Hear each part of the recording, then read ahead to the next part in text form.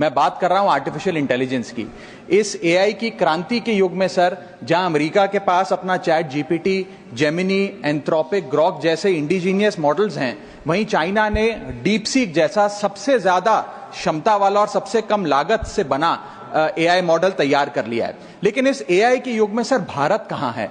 क्या भारत इस युग में पिछड़ता जा रहा है? क्या भारत अपना जनरेटिव एआई मॉडल नहीं बना पाएगा?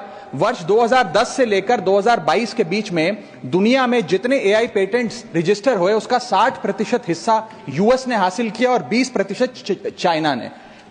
दुनिया की 5वीं सबसे बड़ी अर्थव्यवस्था भारत ने मात्र आधा प्रतिशत ही हासिल किया।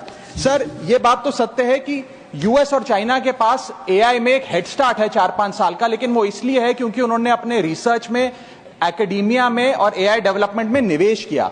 सर, भारत की बहुत बड़ी आबादी एआई के वर्कफोर्स का हिस्सा है। बताया जाता है कि एआई की कुल वर्कफोर्स का 15% हिस्सा भारतीयों से बनता है सर, जहां 4.5 लाख भारतीय एआई प्रोफेशनल्स के तौर पे फॉरेन कंट्रीज में काम कर रहे हैं।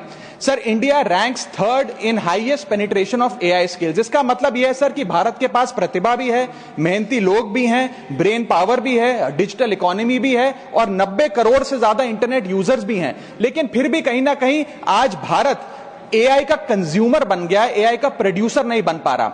सर, ओपन एआई के फाउंडर सैम ऑल्टमैन से जब भारत की एआई पोटेंशियल के बारे में पूछा गया तो उन्होंने भारत को नकारते हुए कहा कि भारत का एआई पोटेंशियल पूरी तरीके से होपलेस है, यानी कि निराशाजनक है।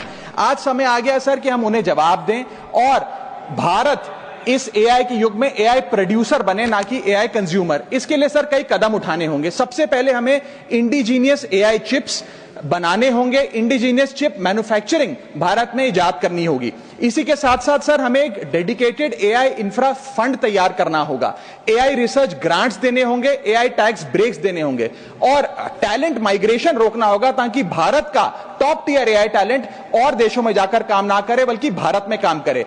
इसी के साथ साथ एआई के इंडिजीनियस स्टार्टअप्स जो हैं सर, उन्हें एक्सेस देना होगा large volume of existing data को, जो मेटा, माइक्रोसॉफ्ट और गूगल के पास है लेकिन भारत के पास नहीं है। और अंत में सर फाइनेंशियल इन्वेस्टमेंट हमें बढ़ानी होगी। जहां यूएस अपने जीडीपी का 3.5% एआई रिसर्च में खर्च करता है, चाइना 2.5%, वहां भारत मात्र 0.7% खर्च कर रहा है। सर, आने वाले काल में इस दुनिया पर वही राज करेगा, वही विश्व गुरु होगा जिसके पास एआई की ताकत होगी। इसलिए भारत को सर मेक इन इंडिया के साथ साथ मेक एआई इन इंडिया की ओर आगे बढ़ना होगा।